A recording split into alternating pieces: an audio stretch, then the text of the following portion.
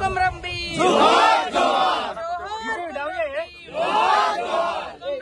ఆశయాలను కొమరం భీం ఆశయాలను ఆదివాసుల ఐక్యత ఆదివాసుల ఐక్యత జోహార్ కొమరం భీం జోహార్ కొమరం భీం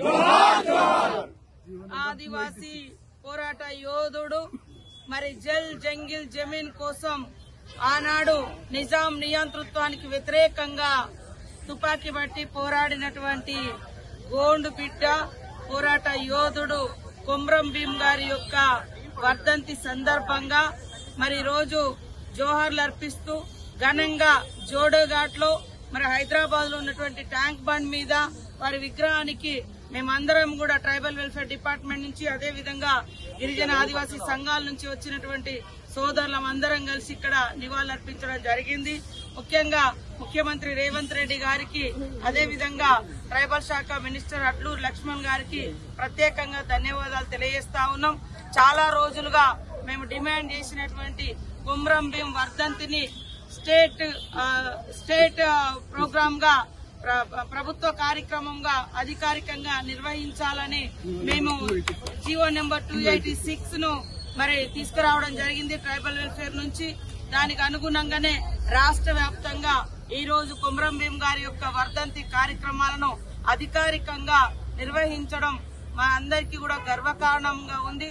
వారు చేసినటువంటి పోరాటం ఆత్మగౌరవం కోసం, వారు చేసినటువంటి కొమరం భీం గారు చేసినటువంటి పోరాటం మా ఊళ్ళో మా రాజ్యం కావాలని, వారు చేసినటువంటి పోరాటం మా జంగల్ మీద మాకే హక్కు ఉండాలని, కనీసం మా కాళ్ల ముందు నుంచి ఆరుతున్నటువంటి జల్ మీద నీళ్ల మీద కూడా మాకు హక్కు లేదు, మాకే హక్కు ఉండాలని, మరి జల్ జంగిల్ జమీన్ భూమి మీద కూడా మాకే హక్కు ఉండాలని పోరాటం చేశారు.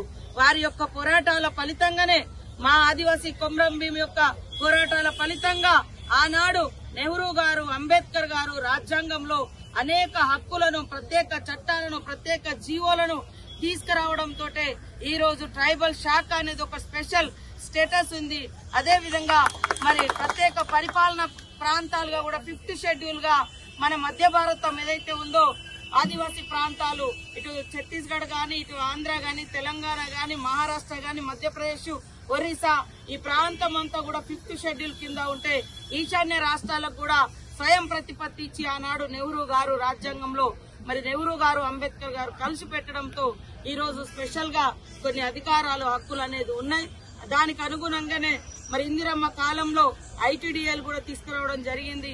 ఐటీడీఏల ద్వారా కూడా అభివృద్ధి సంక్షేమ పథకాలకు స్పెషల్ డెవలప్మెంట్ ఫండ్స్ కూడా ఇవ్వడం జరుగుతా ఉంది.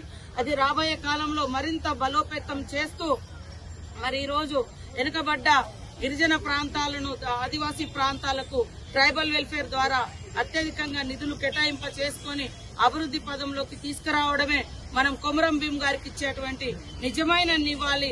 వారి ఆశయాలను మరి ముందుకు తీసుకెళ్లిన వాళ్ళం అవుతాం. ముఖ్యమంత్రి రేవంత్ రెడ్డి గారు ప్రత్యేకంగా మరి కొమరం భీం గారి ఆశయాలకు అనుగుణంగా వారు కూడా గిరిజన ప్రాంతాలలో ప్రత్యేకంగా ఇళ్లను కూడా కేటాయించడం జరిగింది.